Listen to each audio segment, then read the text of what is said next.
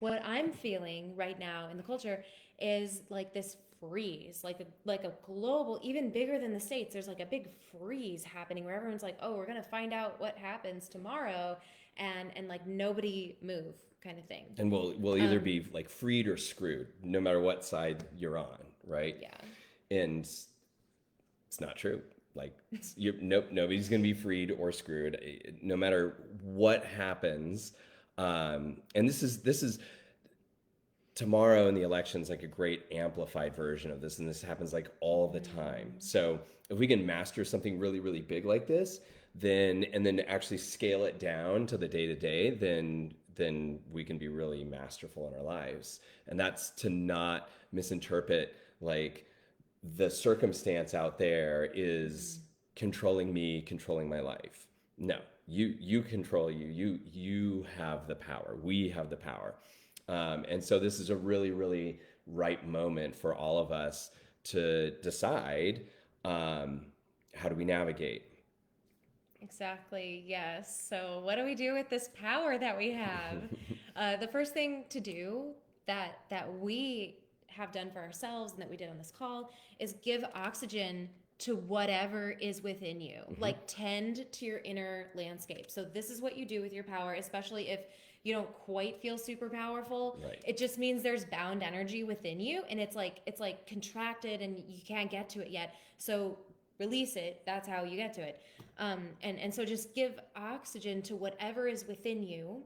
And there's actually this old quote that says something along the lines of bring forth what is within you, and if you don't, it'll basically destroy you. This quote is very old. It did come from the Bible. I can't exactly remember from You where, just quoted the and Bible. I kind of paraphrase the Bible.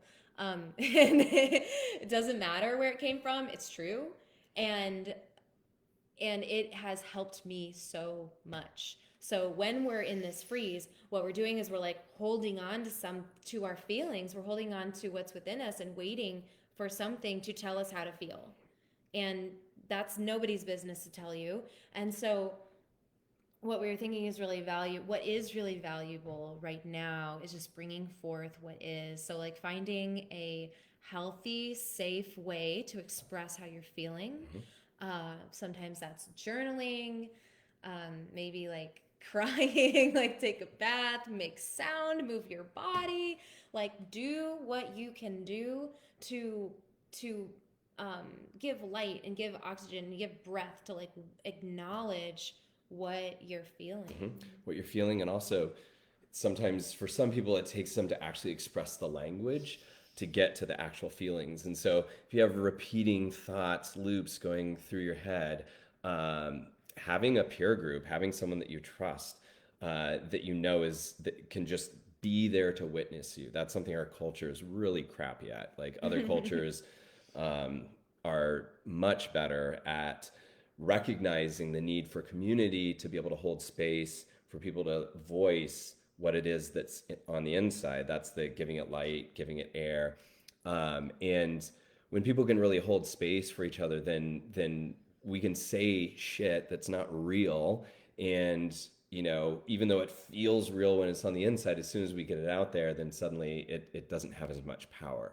And so being able to have someone who can hold space for you to be in a peer group where people can hear you and see you and know that what you're saying, you don't believe, they don't believe, and just giving it that air and light can really make you have space in your own being and lightness as well. And this will become especially more important as things start to intensify, because things are going to intensify.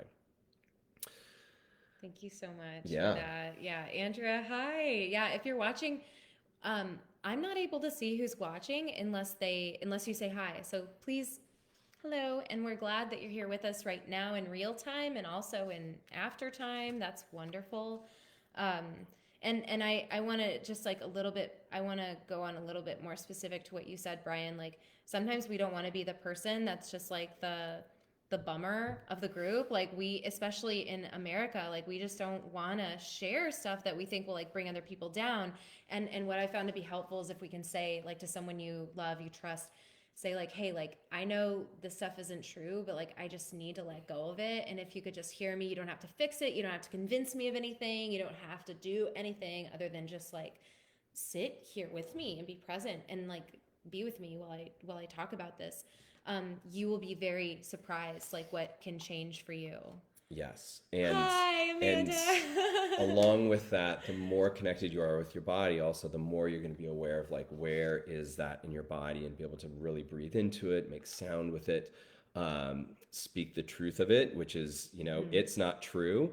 And when we give our body permission to like express the language that's associated with whatever area feels constricted, tight, protecting, then we give voice to that. We become the spokesperson for that part of our body, and that's what allows us to have a very strong, powerful, clear, connected voice, is because we've given that part of our body. And again, think about our culture. Like our culture has so many people who feel like they don't have a voice, who don't feel clear in what it is that they want to express, and that's simply an outer reflection of the person not being able to do that in their own body.